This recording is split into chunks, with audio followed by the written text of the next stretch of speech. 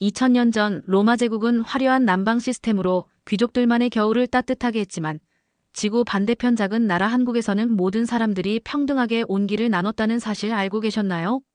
이탈리아 고고학자 마르코 로시가 한국의 온도를 만나 평생의 신념이 뒤바뀌는 여정을 함께 하시죠.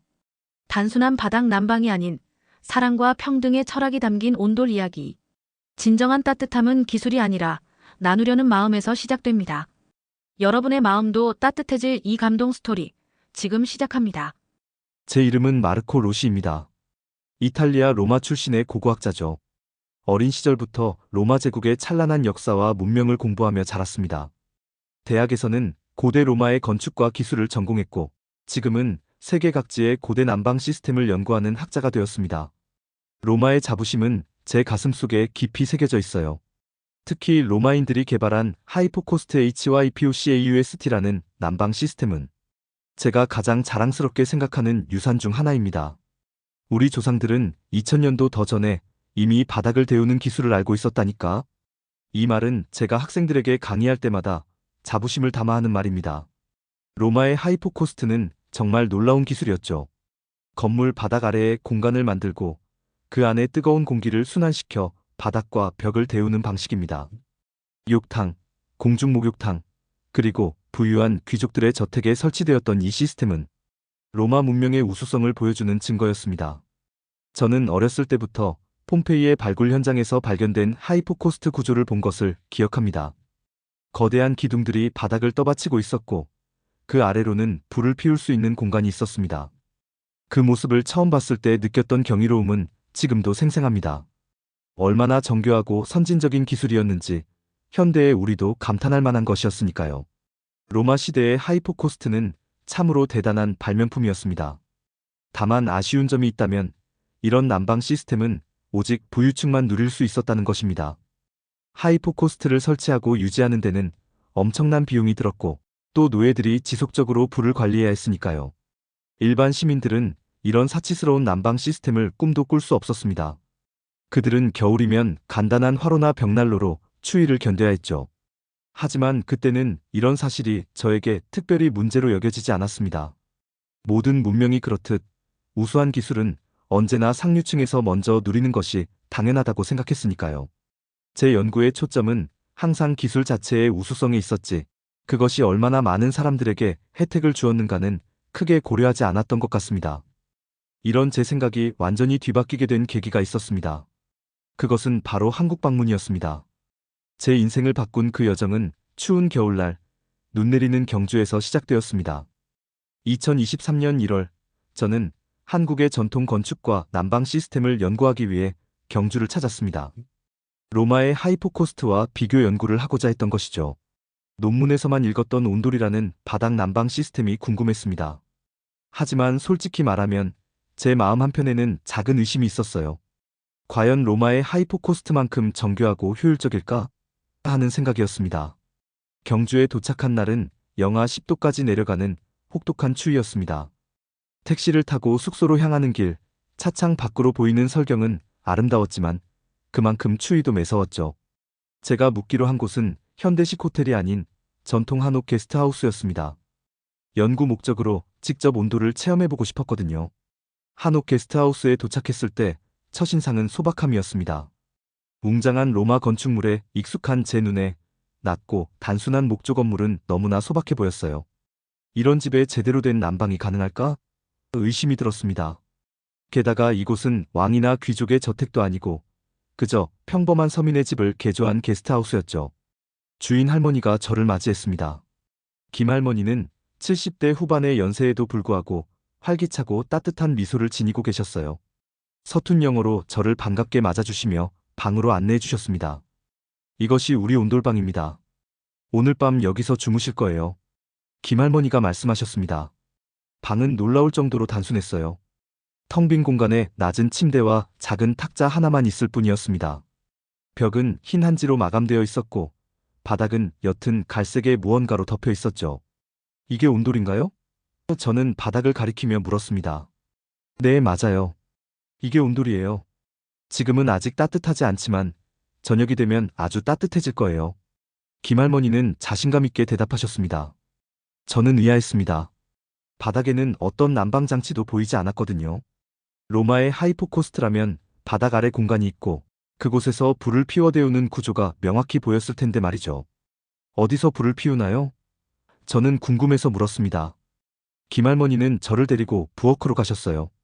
거기에는 낮은 아궁이가 있었고 그 옆에는 장작이 쌓여 있었습니다. 여기서 불을 피우면 열이 저 방 바닥 밑으로 지나가요. 밥도 짓고 방도 따뜻하게 하는 거죠. 너무나 단순해 보이는 이 시스템이 과연 효과가 있을지 의심스러웠습니다. 하지만 저는 공손하게 고개를 끄덕였고 김할머니는 저녁을 준비하러 가셨습니다. 그날 저녁 저는 찬바람을 맞으며 경주 시내를 돌아다녔습니다. 석굴암, 불국사 같은 유적지를 방문하며 한국의 역사에 감탄했지만 한편으로는 숙소의 온돌이 제대로 작동할지 걱정되었죠. 오늘 밤 추위에 떨어야 하는 건 아닐까? 하는 생각이 들었습니다. 그날 밤 저는 조금 긴장된 마음으로 온돌방에 들어섰습니다. 밖은 영하의 날씨였고 바람도 세차게 불고 있었죠. 김할머니는 저녁 식사 후 아궁이에 불을 지피셨고 제 방으로 들어가기 전에 이렇게 말씀하셨습니다. 마르코 씨, 조금만 기다리면 방이 따뜻해질 거예요. 너무 걱정하지 마세요. 사실 저는 반신반의했습니다. 그 단순한 구조가 현대적인 난방 시스템만큼 효과적일 리 없다고 생각했거든요. 로마의 하이포코스트는 훨씬 더 복잡하고 정교한 시스템이었으니까요. 방에 들어가자마자 느낀 것은 예상대로 약간의 쌀쌀함이었습니다. 역시 그렇지라고 생각하며 저는 두꺼운 담요를 덮고 침대에 누웠습니다. 그런데 놀라운 일이 일어났습니다. 시간이 지날수록 방 안의 온도가 서서히 올라가기 시작한 것입니다. 처음에는 미묘하게 느껴지던 것이 점점 더 확실해졌어요. 약 30분 후 저는 담요를 걷어내야 할 정도로 따뜻함을 느꼈습니다. 호기심에 바닥에 손을 대보았습니다. 놀랍게도 바닥이 마치 살아있는 것처럼 따뜻했어요. 그것도 균일하게 말이죠. 하이포코스트의 경우 열원에 가까운 곳은 뜨겁고 먼 곳은 차가운 편차가 있었는데 이 온돌은 방 전체가 고르게 따뜻했습니다. 더 신기한 것은 그 열기의 성질이었습니다. 현대의 라디에이터나 전기 히터에서 나오는 건조하고 인공적인 열과는 달랐어요. 온돌에서 올라오는 열기는 마치 살아있는 온기 같았습니다. 습도를 빼앗지 않는 자연스러운 따뜻함이었죠. 마치 어머니의 품속 같은 포근함이랄까요? 저는 너무 놀라서 바닥에 누워보기로 했습니다. 온몸으로 온돌의 열기를 느끼니 정말 기분이 좋았어요.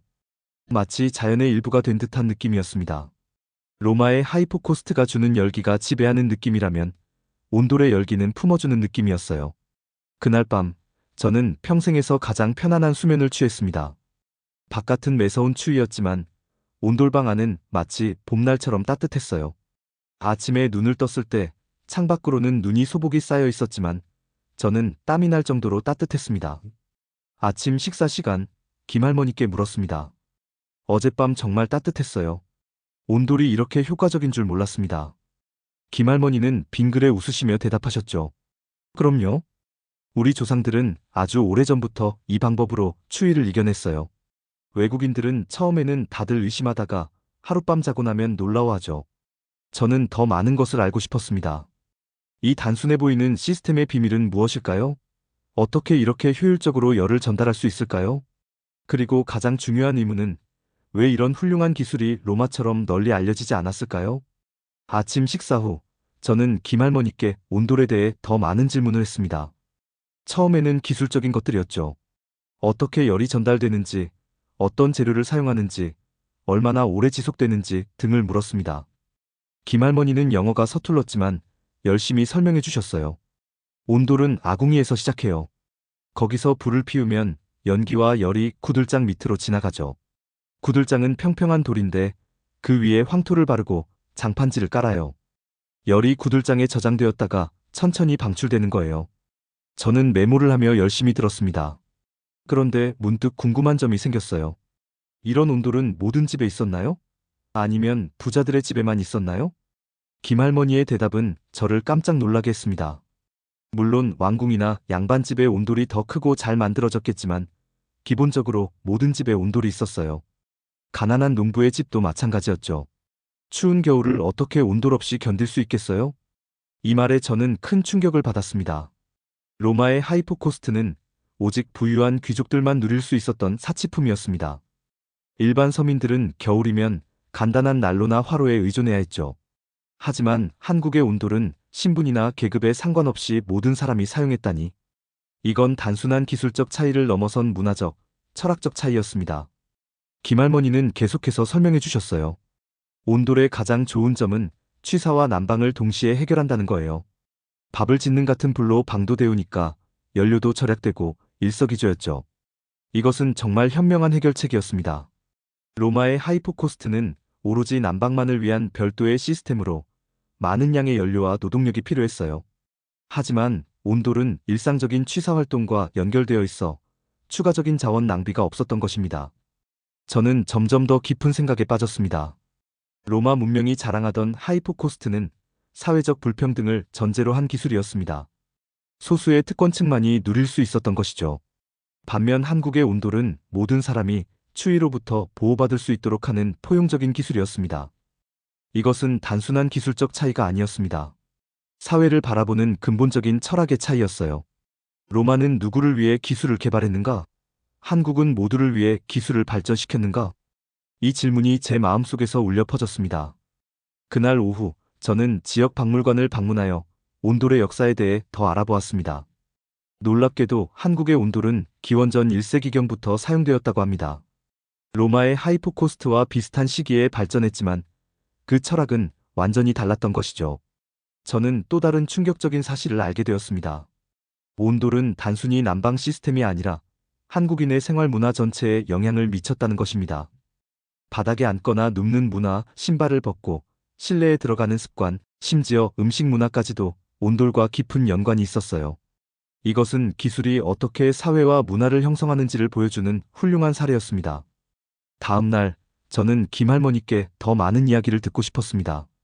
단순한 학술적 호기심을 넘어 이제는 온돌에 담긴 한국인의 정신과 철학이 궁금해졌거든요. 아침 식사를 함께하며 저는 조심스럽게 질문을 던졌습니다. 할머니께서는 언제부터 온돌을 사용하셨나요? 김할머니는 커피를 한 모금 마시고 잠시 생각에 잠기셨습니다. 그리고는 천천히 말씀을 시작하셨죠. 내가 태어났을 때부터 우리 집에는 온돌이 있었어. 내 부모님 집에도, 내 할머니 할아버지 집에도 다 온돌이 있었지. 우리 가족은 가난했지만 겨울에도 항상 따뜻했어. 김할머니의 눈에서 옛 추억이 되살아나는 듯 했습니다. 저는 그녀의 기억 속으로 더 깊이 들어가고 싶었어요. 겨울밤에 가족들과 온돌방에서 어떻게 시간을 보내셨어요?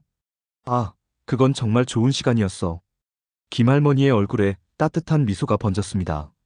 저녁을 먹고 난 후에는 온 가족이 방 한가운데 모여 앉았지. 아버지는 신문을 읽거나 담배를 피우셨고, 어머니는 바느질을 하셨어. 우리 아이들은 숙제를 하거나 게임을 했지.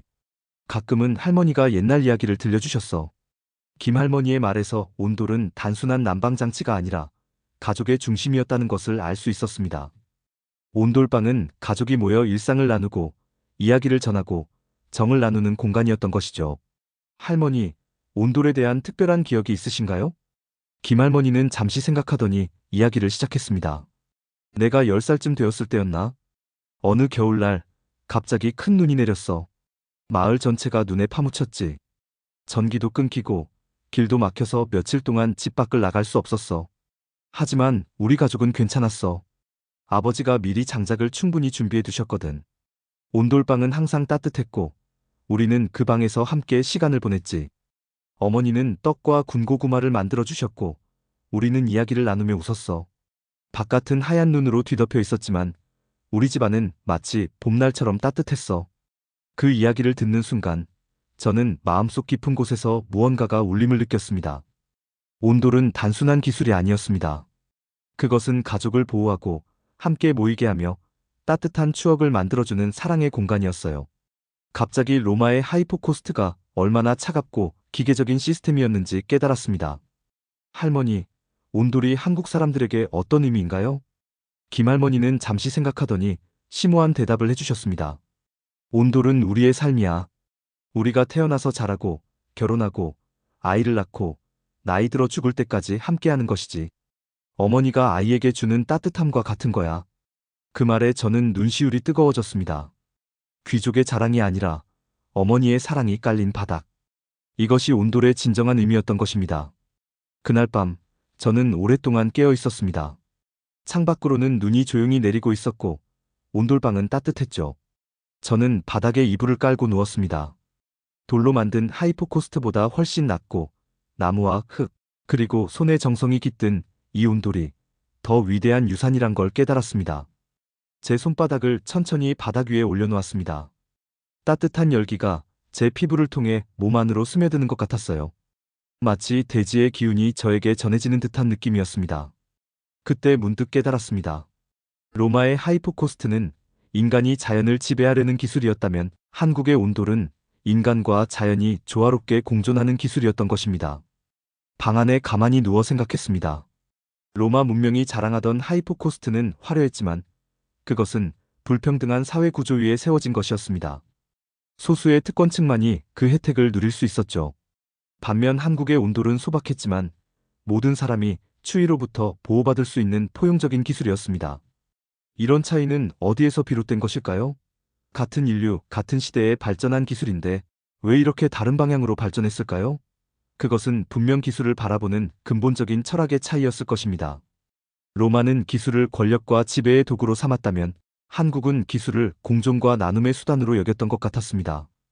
밤이 깊어갈수록 제 머릿속에는 더 많은 질문이 떠올랐습니다. 왜 우리는 로마의 하이포코스트는 널리 알고 있으면서 한국의 온돌에 대해서는 거의 모르고 있을까요? 역사를 기록하고 전달하는 과정에서 무엇이 누락되었을까요? 어쩌면 우리는 너무 오랫동안 화려함과 위대함의 기준을 잘못 설정해 온 것은 아닐까요? 저는 한국의 온돌이 보여준 다른 종류의 위대함에 감동했습니다. 그것은 화려하거나 웅장하지 않았지만 더 많은 사람들의 삶을 풍요롭게 해주었습니다. 권력이나 부의 과시가 아닌 일상의 필요와 행복을 중심에 둔 기술이었던 것이죠. 이런 생각들이 제 마음을 채우는 동안 저는 문득 바닥에 몸을 낮추고 온도를 더 가까이 느껴보고 싶어졌습니다. 이불을 접어두고 맨 바닥에 엎드렸어요. 손바닥과 볼을 바닥에 대고 온돌의 온기를 온전히 느껴보았습니다. 그 순간 마치 시간을 초월한 느낌이 들었어요. 수백 년 전 이 땅에서 살았던 사람들도 같은 온기를 느꼈을 것이란 생각이 들었습니다. 온돌은 단순한 난방장치가 아니었습니다. 그것은 한국인의 삶과 문화, 그리고 철학이 스며든 살아있는 유산이었습니다. 추위로부터 모든 이를 보호하고 가족을 한자리에 모으며 세대를 넘어 이야기를 전하는 따뜻한 무대였던 것이죠. 그날 밤, 저는 로마의 고고학자로서의 제 정체성에 대해 깊이 생각했습니다.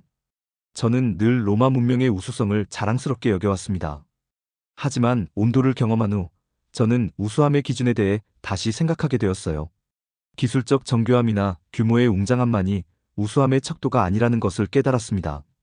얼마나 많은 사람들의 삶을 개선했는가, 얼마나 지속 가능했는가, 그리고 얼마나 자연과 조화를 이루었는가 하는 것이 더 중요한 기준이 아닐까요? 잠들기 전 저는 마음속으로 결심했습니다. 이 경험을 유럽의 학계와 나누고 싶었어요. 로마의 하이포코스트만큼이나 가치 있는, 아니, 어쩌면 더 가치 있는 한국의 온돌에 대해 알리고 싶었습니다. 역사는 승자에 의해 쓰여진다고 하지만 때로는 그 이면에 숨겨진 또 다른 위대함이 있다는 것을 보여주고 싶었어요. 창밖으로 눈이 계속해서 내리고 있었습니다. 하얀 눈이 쌓이는 모습을 보며 저는 온돌의 온기 속에서 평온하게 잠이 들었습니다. 그날 밤의 꿈은 따뜻했고 편안했습니다. 마치 어머니의 품속에 안겨있는 것 같았어요. 귀국 후 저는 바로 온돌에 관한 연구 논문을 작성하기 시작했습니다. 한국에서 가져온 자료들과 직접 경험한 내용을 바탕으로 온돌 모두를 위한 따뜻함이라는 제목의 논문이었습니다. 그리고 3개월 후 로마에서 열린 고대 건축기술학회에서 이 논문을 발표하게 되었죠.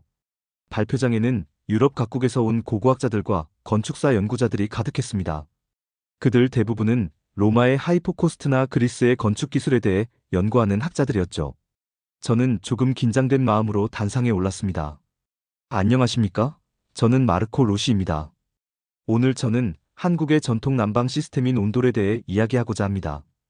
발표를 시작하자 청중들의 표정에서 약간의 의아함이 느껴졌습니다. 아마도 그들은 로마나 그리스 건축에 관한 또 다른 연구를 기대했을 텐데 갑자기 낯선 동양의 기술에 대한 이야기가 시작되었으니까요. 저는 온돌의 구조와 원리에 대해 설명했습니다. 구들장, 아궁이, 고래 등 온돌의 주요 구성 요소와 작동 방식을 기술적으로 상세히 풀어냈어요. 그리고 온돌이 가진 효율성과 지속 가능성을 설명했습니다. 온돌의 가장 주목할 만한 특징은 취사와 난방을 동시에 해결하는 시스템이라는 점입니다. 부엌에서 음식을 조리하는 같은 불로 방을 데우기 때문에 연료 사용이 매우 효율적이었습니다. 청중들 사이에서 작은 소음이 들렸습니다. 몇몇은 메모를 하기 시작했고 일부는 호기심 어린 눈으로 제 발표를 지켜보았습니다. 그러나 제가 발표의 핵심으로 들어갔을 때 정말 놀라운 반응이 일어났습니다. 로마는 귀족을 데웠지만 한국은 모두를 데웠습니다. 이 한 문장을 말하자 회의장에 갑자기 침묵이 내려앉았습니다. 모두의 시선이 저에게 고정되었고 몇몇 교수들의 얼굴에 당혹감이 스쳤습니다. 로마의 하이포코스트는 기술적으로 정교했지만 그것은 오직 소수의 특권층만이 누릴 수 있는 사치품이었습니다. 반면 한국의 온돌은 왕궁에서부터 가장 가난한 농가에 이르기까지 모든 계층의 주거 공간에 설치되었습니다. 이것은 단순한 기술적 차이가 아닌 사회적 철학의 차이를 보여줍니다. 저는 계속해서 온돌이 한국인의 일상생활과 문화에 미친 영향에 대해 이야기했습니다. 바닥에 앉거나 눕는 생활 방식, 가족 공동체의 문화, 그리고 세대를 이어주는 이야기의 전통 등이 온돌을 중심으로 형성되었다는 점을 강조했죠. 발표가 끝난 후 질의응답 시간이 되자 여러 질문이 쏟아졌습니다. 대부분은 기술적인 측면에 관한 것이었지만 일부는 더 깊은 문화적, 철학적 의미를 묻는 질문들이었습니다. 한 이탈리아 교수가 손을 들었습니다. 로시 박사님, 흥미로운 발표 감사합니다. 그런데 왜 이런 효율적인 시스템이 유럽에 전파되지 않았다고 생각하십니까? 저는 잠시 생각하다가 대답했습니다. 아마도 그것은 우리가 역사를 바라보는 방식과 관련이 있을 것입니다. 우리는 너무 오랫동안 웅장함과 화려함을 위대함의 척도로 삼아왔습니다. 그러다 보니 소박하지만 더 많은 사람들의 삶을 개선한 기술들이 간과되었던 것 같습니다. 또한 동서양의 문화적 교류가 제한적이었던 것도 한 원인일 것입니다. 단순한 난방 기술을 넘어 한국의 온돌에 담긴 따뜻한 철학이 한 외국인 학자의 마음을 움직이는 이야기였습니다. 마르코 로시 교수가 깨달은 것처럼 진정한 위대함은 얼마나 화려한가가 아니라 얼마나 많은 이들을 품어 안을 수 있는지도 모릅니다. 오늘도 우리가 당연하게 여기는 한국 문화의 가치를 다시 한번 생각해보는 시간이 되셨기를 바랍니다. 여러분의 일상 속에서도 온돌처럼 소박하지만 모두를 따뜻하게 품는 마음이 함께하길 기원합니다. 다음 시간에는 또 다른 감동적인 이야기로 찾아뵙겠습니다. 시청해주셔서 감사합니다.